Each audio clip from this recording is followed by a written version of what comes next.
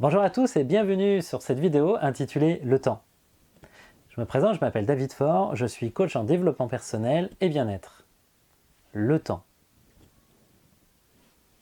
Long pour certains, court pour d'autres. C'est complètement subjectif. Et pourtant, le temps fait la même durée. Aujourd'hui, je vais m'adresser aux personnes qui trouvent que le temps passe vite. Déjà, qu'est-ce que le temps? Le temps, c'est un espace temporel dans lequel nous menons plusieurs actions. Il est fréquencé sur une base de 24 heures et on peut organiser 5 éléments principaux. Un temps pour la nuit, un temps pour le travail, un temps pour soi, un temps pour la famille, un temps pour le couple. Ce n'est pas forcément dans cet ordre-là, mais vous avez bien compris, je liste les 5 éléments principaux. On entend souvent des gens qui disent « j'ai pas eu le temps, je le ferai plus tard quand j'aurai le temps ». En fait, vous avez le temps. Pas forcément de tout faire, mais vous avez le temps. Vous avez 24 heures, bon, en enlevant la nuit, mais vous avez le temps. Le premier conseil que je pourrais donner, la première règle qui est intéressante à retenir, et c'est la plus importante, c'est ce que je ne planifie pas ne sera pas fait. Ce que je planifie sera fait. Je vous donne un exemple. Vous planifiez vos rendez-vous médicaux, vos rendez-vous pour le sport, les rendez-vous pour l'orthodontiste, pour vos enfants par exemple. Eh bien, vous pouvez constater que vous avez planifié ces rendez-vous et vous les avez faits. Et bien, c'est la même chose pour tout ce que vous avez envie de faire. Je vous donne un autre exemple. Vous allez me dire, oui, non mais attends, j'ai pas besoin de planifier dans mon emploi du temps que je vais lire un bouquin, quoi. Je vais pas planifier mon emploi du temps que je vais aller me faire une petite pause de yoga ou un petit footing, quoi. Je veux dire, je le ferai, quoi. Alors, admettons, ça veut dire que vous n'allez pas le noter dans votre agenda. Donc, votre agenda, il va être vide. Ça va être une plage disponible à ce moment-là.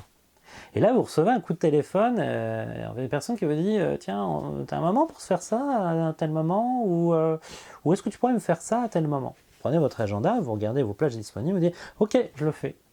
Sauf qu'en fait, c'était le moment où vous vous étiez dit que vous pourriez faire ça. Et puis vous vous dites bah tant pis, je ne pourrai pas le faire, je le ferai demain, quand j'aurai le temps.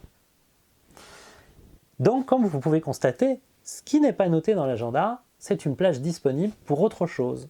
Et comme il y a toujours des choses à faire, toujours des choses viendront remplacer ce fameux temps que vous vouliez trouver pour avoir le temps de faire quelque chose qui vous tient à cœur. On comprend bien qu'il est donc important de tout noter, enfin de noter sur votre agenda. Alors après, je ne vous demande pas de noter tout, absolument tout. Genre le week-end par exemple, un temps pour les enfants. Vous n'allez pas forcément mettre exactement ce que vous allez faire à l'avance. Vous allez dire oui, mais non, mais un peu de spontanéité. Je veux dire, j'ai envie je verrai ce que je ferai ce week-end. Alors vous pouvez toujours mettre un espace temps pour le jeu.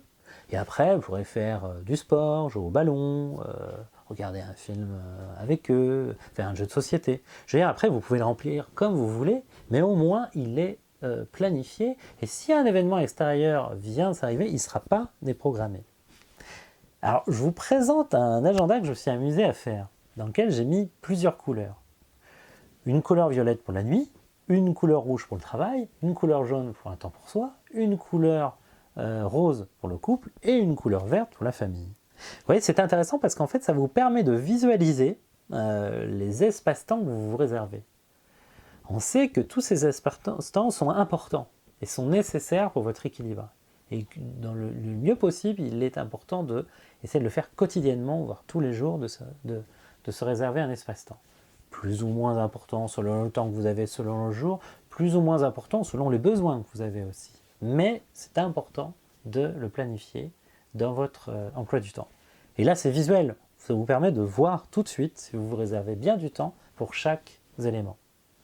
Voilà. Donc, je vous dis à vos crayons de couleur. J'espère que cette vidéo vous a plu. N'hésitez pas à la liker avec le petit pouce en bas et puis à cliquer sur la petite cloche pour recevoir les notifications. Et je vous dis à très bientôt.